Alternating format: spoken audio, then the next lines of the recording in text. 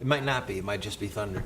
But people are so attracted by the premise of what we are that they will come to enjoy the fruits. But it is our vocation to make sure they understand the premise. Don't just eat the fruits, but understand the premise. To put it in other terms, Teddy Roosevelt actually said something like this When in you're a done speech with that this he Teddy gave. Roosevelt line, you and I are going to go on like a Jeopardy. Dun, dun, Yeah, dun. We're going to go but on a speed mode. He made a statement about immigration.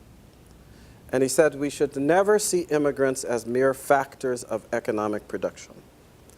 And that we should welcome everybody, but on the basis that they have come to participate in the American way of life, to be Americans, and therefore will stand on the solid ground Chamber that America of Commerce stands must on. have missed that memo. Not only Chamber of Commerce. Everybody has missed it because in point of fact, and I'll get back to the simple and singular point that I think is of all importance. The bridge between the Bible and the Constitution, which ought always to be respected in their political activity by people who are motivated by moral concern because of their respect for God, that you could call the religious right or whatever, is the Declaration. The Declaration is that bridge. They Yes. should be fighting from that yes. premise. They should be making sure that bridge is never torn away, and they should be making sure that bridge is never disregarded. Instead, you know what they've accepted? They've accepted people and are starting to adulate people like Rand Paul and his father Ron Paul, I'll name a couple of names here, and others, who want us to believe that the Constitution is the be-all and end-all. And yet at the same time, they're pushing for constitutional conventions to change the Constitution. If you don't know the principles on the basis of which the Constitution was raised up and structured, how can I trust you to rewrite any part of it? You won't get it right. You're like an architect who doesn't understand the basic principles of physics and engineering and other things, trying to design a bridge. I don't want you anywhere near it. The principles have to be reflected in everything you do to amend and repair the bridge, as it was reflected in everything that was done to build the bridge. Do you remember, and if you've rejected the principles, you're no good. The late Howard Phillips, God rest his soul, another great man, he fought tooth and nail to keep a constitutional convention from happening. He said, if we allow a constitutional convention to happen, we will lose the Constitution, we will lose the country, we will never get it back. And I fear. And I loved right. how we were good friends for a long time.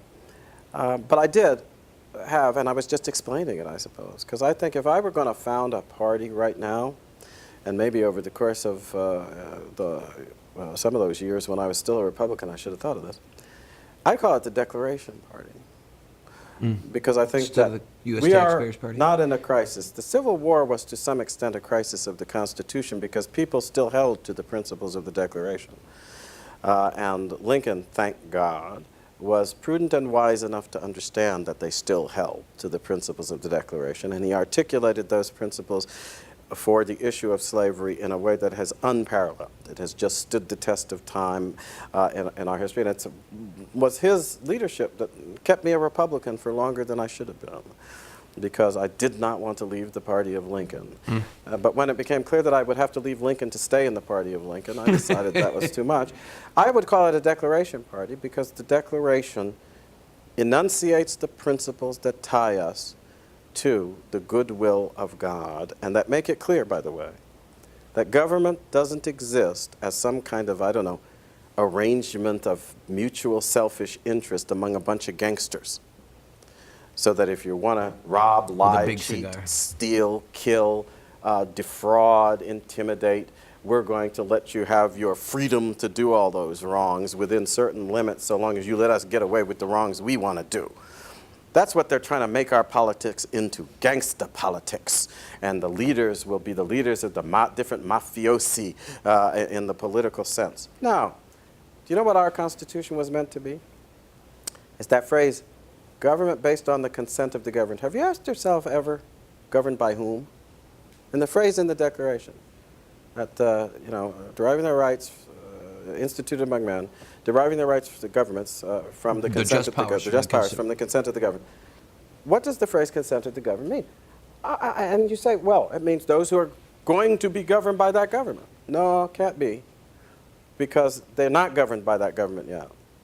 Therefore, at the time they give their consent, they are not the governed. They are the governing, because they're putting together the Constitution that's going to rule over that government.